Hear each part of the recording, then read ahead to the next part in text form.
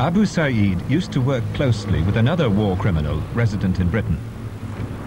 Chowdhury Mueen-Uddin is one of the men who controls the East London Mosque, one of the biggest mosques in the country. In 1989, Mueen-Uddin was one of the leaders of the campaign which preceded the fatwa on Salman Rushdie. To many in the Muslim community, he's a respected figure.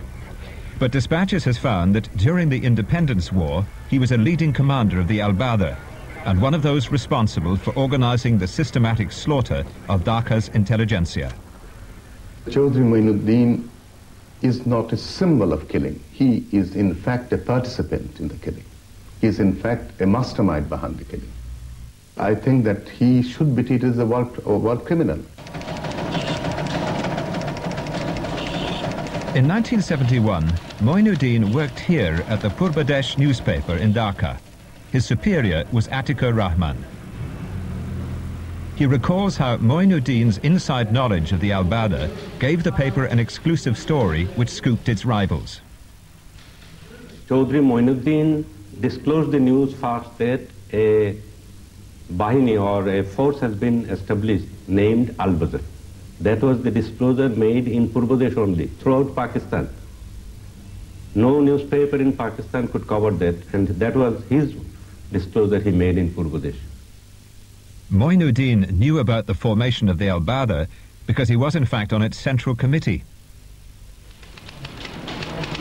His journalist colleagues in Dhaka were still unaware of this, but back in his hometown in Feni, Mueen-Uddin was already known as a man to avoid. Feni is a 3-hour drive southeast of Dhaka.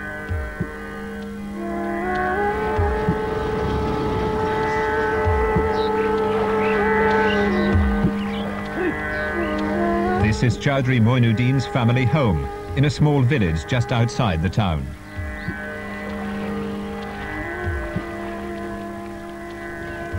As in Sylhet, the Al-Badr in Feni was a paramilitary group of extreme fundamentalists who drew up hit lists for the Pakistani military.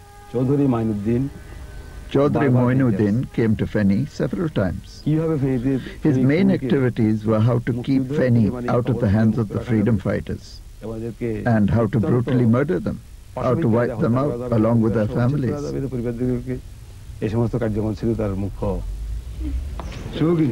During the war, Professor Abedin was a commander of the Bangladesh Liberation Forces. Part of his duties involved gathering intelligence about Al-Badr atrocities. We had informers from whom we received information. We got news about when Chowdhury Mueen-Uddin came and even how he moved around with Ilyas, the commander. Another former independence fighter, Gasuddin Nanu, confirms that Mueen-Uddin was the most wanted man in Feni. We received a list from the Liberation War High Command of 10 to 12 war criminals in Feni, individuals who were anti-liberation. If possible, we were to arrest them. If that were not feasible, to kill them wherever they were found. Chowdhury Mueen-Uddin's name was number 1 on that list. Feni College, where Mueen-Uddin had studied, was a death camp run by the Al-Badr. Immediately after liberation, Professor Abedin went to the camp to see if there were any survivors. In the college grounds and the fields, you could see many people's hair, their heads, their hands. The bodies of countless people had been buried there, just killed.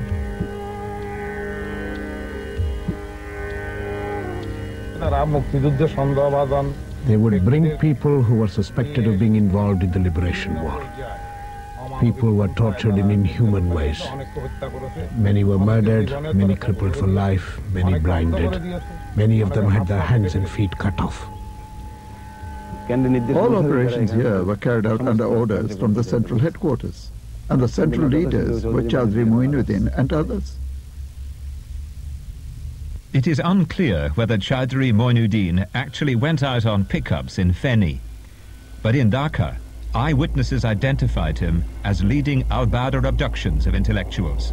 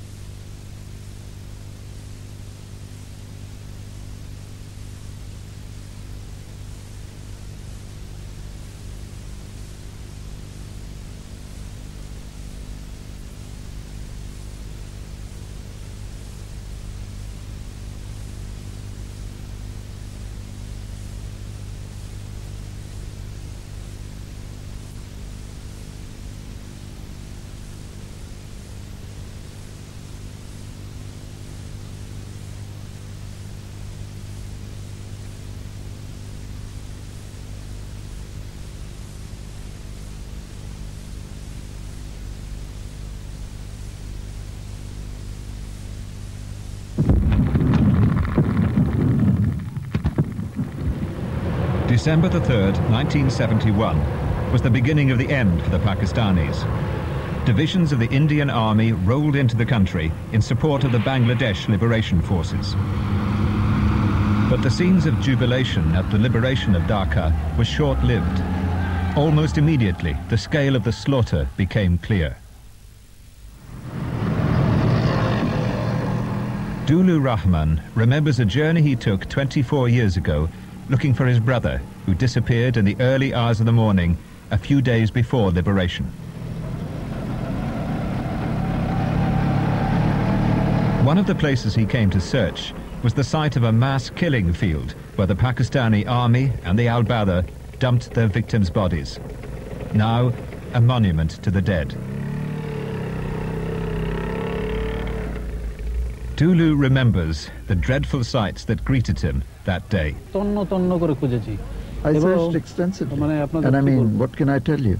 There were endless corpses there. And those corpses had rotted, putrefied. It was so bad that we covered our faces and noses with scarves, leaving just our eyes showing. The stench was unbearable. Yet, in the midst of that, I searched for my brother's body. Not just I, but everyone searched for their loved ones. I looked for the body of my older brother, A.N.M. Mustafa. But I gave up. I couldn't find it. Mustafa was a journalist who worked alongside Chowdhury Mueen-Uddin. A couple of weeks before his disappearance, an incident had taken place in the newsroom. Both of them had an altercation, you can say. Ghulam Mustafa was critical of Jamaat's role, which Chowdhury Mueen-Uddin did not like. That's why he started abusing Ghulam Mustafa, and finally he threatened with dire consequences. In the early hours of the morning on December the 11th, Ghulam Mustafa was taken from his house by a group of armed Al-Badr. The next morning, his brother went to the newspaper office to ask for help. I told them that my older brother had been taken away. They were completely stunned. I noticed there was an uneasy atmosphere, and immediately Chowdhury Mueen-Uddin was sent for. Chowdhury Mueen-Uddin arrived and he was told, look, they've taken Mustafa away. Please try to find out anything about where he is.